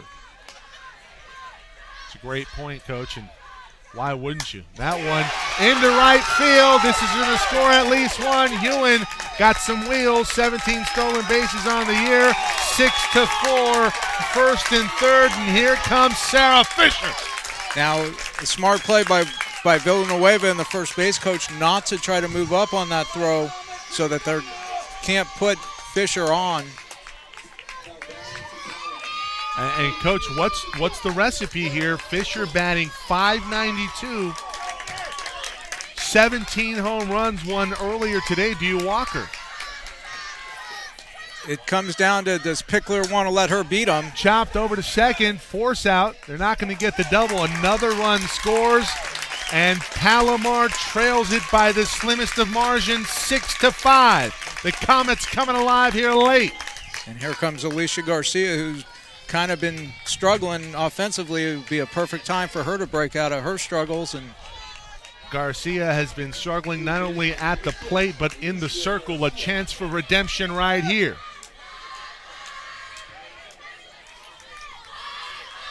Two across here in the bottom of the 6th. 6-5. Loser goes home. Winner plays Mount Sac tomorrow at noon. Garcia takes ball one.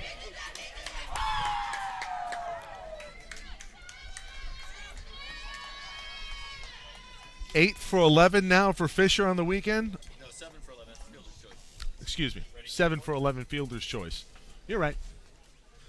still not that bad. Still, she's raised her average on the weekend. She's raised her average on the weekend. You're exactly right. Now higher. Just an incredible statistical performance on the season for Sarah Fisher. Something tells me she might get one more at bat today, the way this game's going. Coach, I gotta believe you're right. Well, if they can scratch two across, change the script, then they'd be 3 outs away from putting the Chargers out. Garcia rifles one into the gap left center. They're gonna send Fisher. Fisher's gonna score.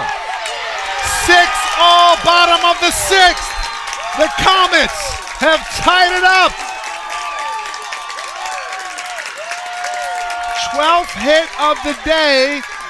Alicia Garcia with an RBI double. You got Bryn Miller coming up now, who's been fairly hot today. A gapper from Garcia. Bryn Miller to the plate.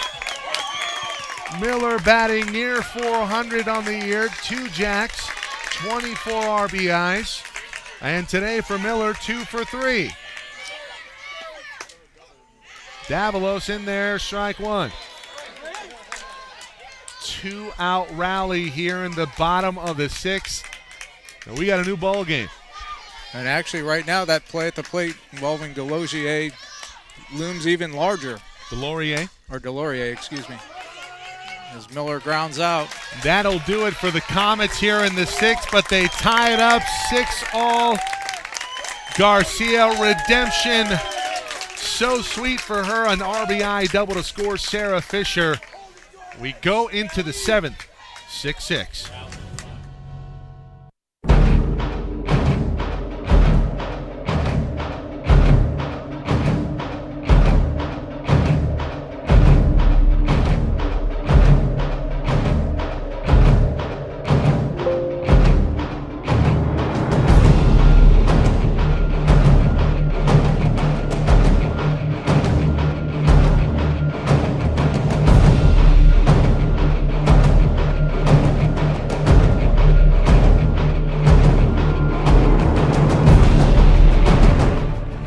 Action's not over yet, folks. Spread the word. SoCalCollegeSports.com and our YouTube channel, SoCal College Sports 1. Back in a moment.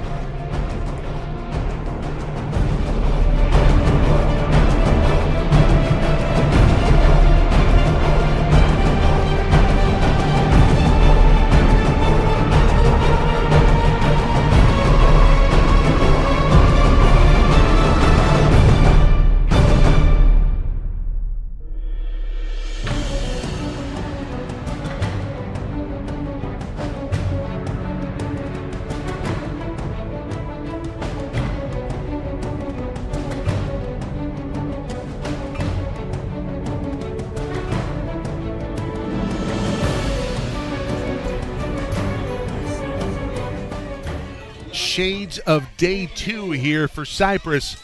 They were up 7-1 at one point on El Camino yesterday.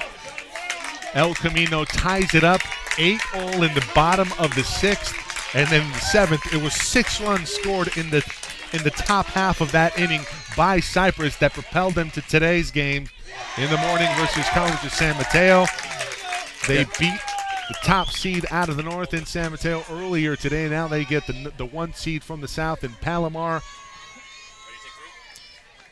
But this is a completely different set of circumstances for Cypress today, facing Allie Hewen in the circle. Yeah, El Camino didn't have Allie Hewen, and Hewen, the only person to reach today via the air.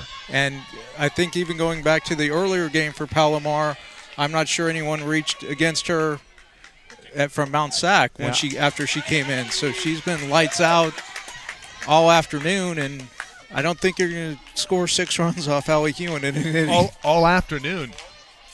How about all season? That is true. 0.0 ERA. We can't press that enough. The numbers are staggering, and she's been magnificent here at the finals. 0-2, sit her down. Kuailoa down on strikes. And here comes Kelly Ross. And if you remember yesterday, Ross with a home run to lead off the seventh that got things started for the Chargers. Have to be wary right here. Ross has had a fantastic weekend at the championship in the 3C2A 2018 edition. Happy you've joined us, everyone. You can watch this game in its entirety on its archived copy on YouTube, SoCal College Sports 1. That pitch just missing outside, 1-0. 8 for 16 on the weekend for Kelly Ross. She's been their offensive hero. 1-0, in there, strike one.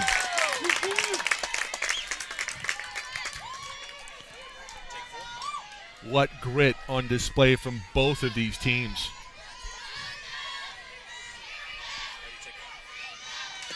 Hewen fouls off Ross. Now 1-2. I haven't really seen much off speed here from Hewen. It's been all gas.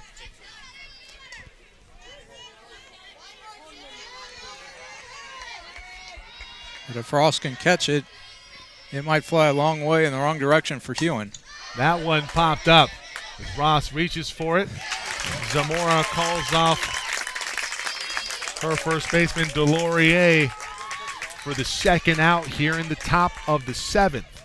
And there was some good communication there because second baseman called it and Delorier gladly got out of her way. wanted to make sure there wasn't a repeat of earlier today. Tiana Harris, and now the batter.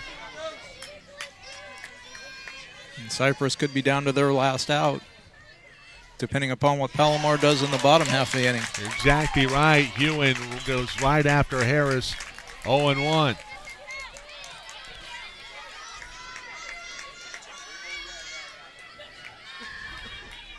Chum in the water. The Sharks alive in the dugout for Palomar. 0-1, fouled back, 0-2. And just like that, Harris in a hole. It didn't seem like Palomar had much issues with Davalos after she came in. And they've doubled the number of hits that Cypress has put up. 0-2 high. Hewen changing the eye level there. Let's see what she comes back with on her next pitch. 41 pitches now thrown by Hewen. 33 of them for strikes. 3 Ks. The 1-2. Fouled off. Almost got a guy talking on his cell phone. He went right Get off your phone cover. and pay attention. Big game here. Yep. Day 3 of the 2018 3C2A softball championship. He's doing play-by-play for someone who couldn't be here and didn't have a computer to. He's the SAP version. They have an old flip phone. They can't bring it up on their phone. There you go. Trip Deuces on the board. 2-2, 2 gone. Top of the 7th. Harris takes it from Hewen. Riseball gets away from Hewen. And Harris battling up there. She's worked it full after falling behind 0-2.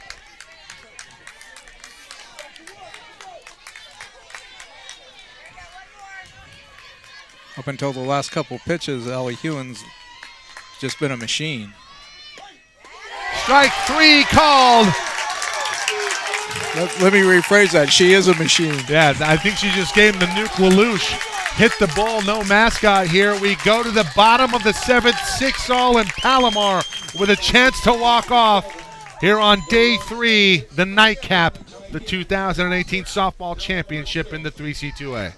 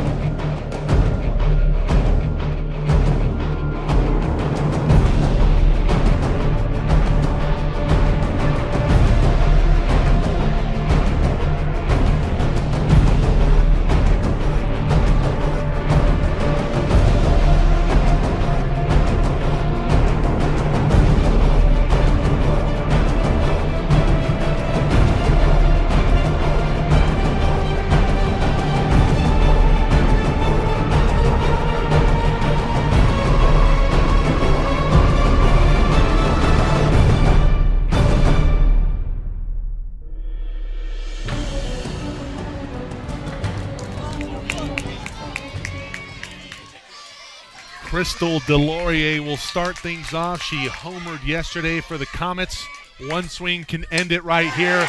It's not going to end it, but it's going to get things off to a nice start here in the bottom of the 7th for the Comets as Delorier singles to left. And we're going to see a pinch runner for her. Coming in, I have a strong feeling. Lacey Croft coming down to make a change, and yep, we're going to get a pinch runner. Looks like number 4 for Palomar. Samantha Wise Spirit. Kylie Pignon now at the plate. And Pignon's a lefty slapper, probably very adept at laying down a bunt. So I wouldn't be surprised to see a sack here. Right now, it only takes one.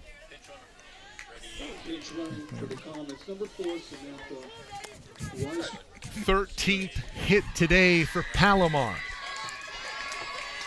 And they're getting good swings against Davalos here. Coach, after the first 2 days of this tournament, the decided favorite was Palomar. Battled adversity all day. They ran into their own buzzsaw in Mount Sac, who awaits the winner of this one. and they have battled back down 6-1, 2 in the bottom of the 5th. They tie it up in the bottom of the 6th. It is 6-all. We are in the bottom of the 7th. Nobody out, and a runner at first after the single by Delorier for the Comets. And now Davalos is struggling to find the strike zone with Pignon trying to lay down a bunt. She's showed bunt twice now, and Davalos has missed low both times.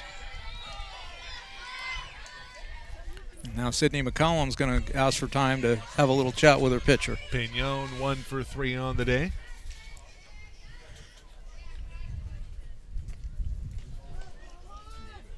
Chargers are going to talk things over here. You got Allie Hewen on deck, who's obviously made her mark in the circle, but also, if I remember correctly, also 1 for 3. Got the single last inning that started the 3-run rally. That's correct, and that was the run ended and punctuated by the double from the starting pitcher, Alicia Garcia, that brought home Fisher. The bunt laid down, but not fair. It rolls foul past Lucero, 2-1.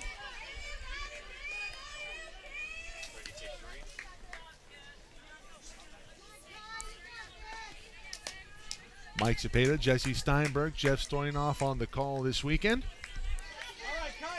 Matt Henson, Emery Johnson, Ryan Wilmore, Chase McIntyre, Jorge Cepeda, the entire crew here at SoCalCollegeSports.com. That one into left field. Back-to-back singles in back-to-back innings. Nobody out, first and second now for the Comets. Pignon went through with a slap and just drove it through the 5-6 hole, and there was nothing but daylight all the way out to the left fielder. Allie Hewen, a chance to walk off here with a runner in scoring position with some speed. Wise Spirit at second. Pinch running for Delorier.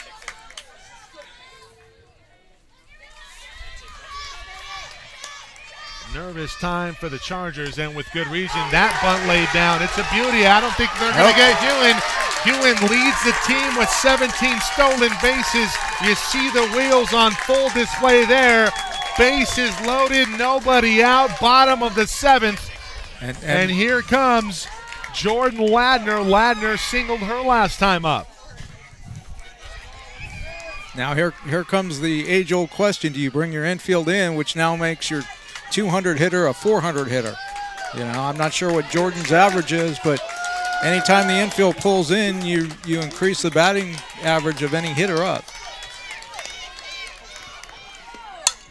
This one fly to left. Ayala on it. Wise Spirit's going to tag, throw home to the plate in time. What a throw by Ayala.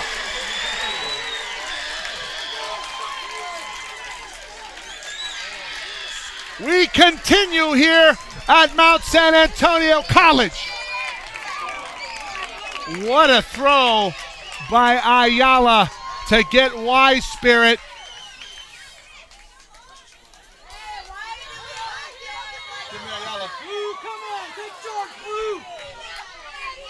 Coach, what's the discussion going on here? Are we having I think they're asking if someone left early, possibly. One of the trail runners. And now he's going to go out and talk to his pitcher, so I'm not quite sure what's going on.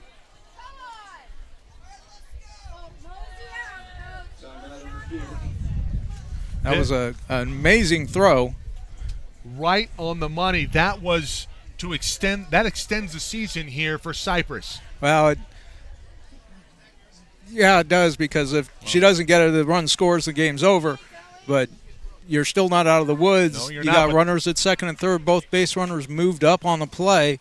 So any hit here is going to win the game for Palomar. Zamora is 1 for 2. Now your batter. Zamora batting .337. She has 22 RBIs on the season. Only 6 Ks and 104 at-bats. Pretty adept with the bat. She is, and little lefty slapper, so I'm not quite sure, what your game plan is here. Do you really want to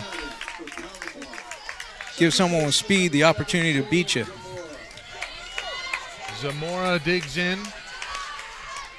Going against Hope Davalos. That one chopped over. Should be an easy play home. It's not a force. It's not a force. I think this is over. Coach, this isn't a forced play. You have to tag the runner. And Palomar moves on, and they dethrone the defending state champion Cypress College Chargers. The Comets will get a rematch of earlier today versus Mount Sac. And that play was a mistake by the Cypress first baseman. Went to first. She should have just taken the ball and gone to first. That was a force out. Run doesn't score. For some reason, I think they only thought there was one out. They forgot they just turned a double play. Well, the Chargers a year ago, the beneficiary of an infield gap that resulted in the winning run in the bottom of the seventh for the Chargers in 2017. There will be no back-to-back. We will have a new champion crowned tomorrow. Mount Sac 1 win away. And the Comets, big question for them is, who do you throw tomorrow? Allie Hewen's been untouchable, not just this weekend, but all season. Or do you go with the pitcher of the year in Southern California? We'll find out tomorrow. Thank you for watching, everybody.